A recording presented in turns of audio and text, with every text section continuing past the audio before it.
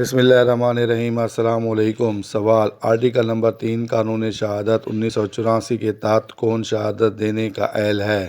جواب: شہادت دینے کا اہل شخص آرٹیکل نمبر 3 قانون شہادت نمبر 1: تمام اشخاص شہادت دینے کے اہل ہوں گے جب تک عدالت یہ نہ سمجھے کہ وہ کم عمری، بڑھاپے یا بیماری کے باعث عدالتوں کے سوالوں کو سمجھنے یا جواب دینے کی اہلیت نہیں رکھتے۔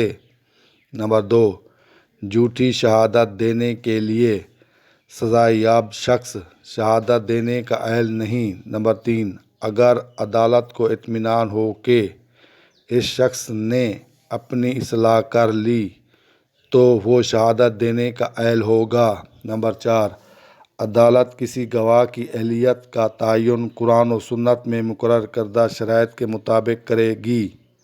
نمبر 5: اگر ایسا گواہ موجود نہ ہو تو دستیاب گواہ کی شہادت عدالت لے سکے گی۔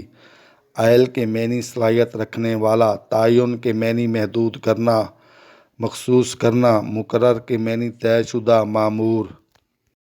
بسم اللہ الرحمن الرحیم۔ السلام علیکم۔ سوال: آرٹیکل نمبر 3 قانون شہادت 1984 کے تحت گواہ کی نااہلیت کی کیا صورتیں ہیں؟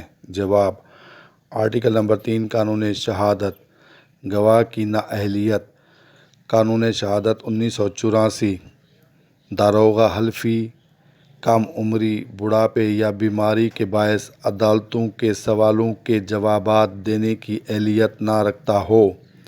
داروغ کے معنی جھوٹا، اہلیت کے معنی قابلیت۔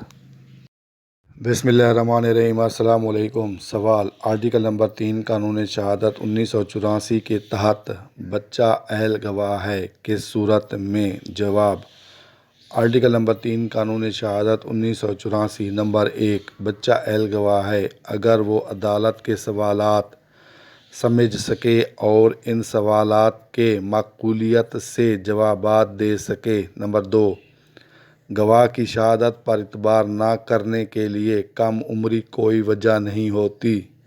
نمبر 3: اگر بصورت دیگر یہ ثابت ہو جائے کہ وہ اپنے بیان کے نتائج کو سمجھنے کے لیے کافی پختہ عقل ہے۔